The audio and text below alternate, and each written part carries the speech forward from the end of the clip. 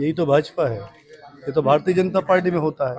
पिताजी दादा तो नाती तो पोता। हमारे यहाँ तो भारतीय जनता पार्टी का कार्यकर्ता बनता है, वो कार्यकर्ता ही। कल कमलनाथ जी ने आरोप लगाया है कि जो मध्य प्रदेश में भाजपा की सरकार है वो कर्जे पर चल रही है, इस पर क्या कहें? अब उनका काम ही नहीं है, कुछ बचे ही नहीं है आरोप लगाने के अलावा और कुछ काम ही नहीं है। एक सवाल है। टीकमगढ़ तहसील में 2000 से अधिक किसानों ने अपने परिवर्तन की फाइलें लगाई थी, जिनमें हर किसान का तकरीबन फार्म भरने में 1000 रुपये खर्चा होता है और तहसीलदार यहाँ आते ही 2000 फाइलें जो हैं वो निरस्त कर देते हैं किन्हीं कारणों के चलते। लेकिन जो यहाँ के बाहुबली लोग होते हैं, जो पैसे देते हैं, उनकी फाइलें कर दी जाती है और किसानों को परेशान किया जाता है। निश्चित रूप जो आपने बताया संज्ञान में मेरी आई है, इस चीज के विषय को मैं देखकर निश्चित रूप 2000 फाइलें हैं भाई, जितने भी होंगे सब मैं बिल्कुल करूंगा। नमस्कार, आप देख रहे हैं दा भारत और मैं हूं आपके साथ आमिर।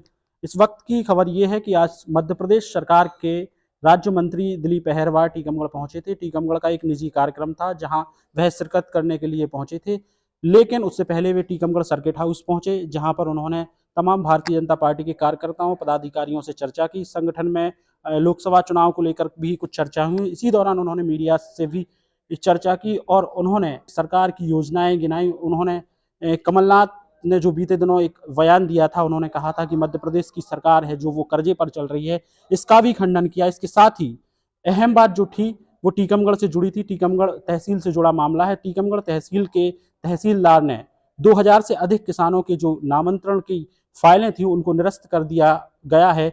इसका सवाल जब मीडिया ने दिलीप अहरवार से पूछा तो उन्होंने इस मामले पर भी संज्ञान लिया और उन्होंने कहा निश्चित तौर पर इस मामले को दिखवाएंगे और जो भी उचित होगा वह कराने की कोशिश करेंगे। टीकमगढ़ आए हैं कार्यकर्ताओं के बीच में, जिलाध्यक्ष जी हम आए हैं, उनके साथ आज यहाँ आने का अवसर मिला है। ये कार्यक्रम भी है संत रविदास जयंती के उपलक्ष्य में, उस कार्यक्रम में भी आना हुआ है मेरा। और इसी उद्देश्य में आज सर्किट हाउस में सभी भारतीय जनता पार्टी के कार्यकर्ताओं से भी मुलाकात हो गई। माननीय जिलाध्यक्ष जी भी, सभी हमारे भाजपा के नेतागण भी हैं। पहली बार विधायक बने और पहली बार में ही मंत्री बने। यही तो भाजपा है। ये तो भारतीय जनता पार्टी में होता है।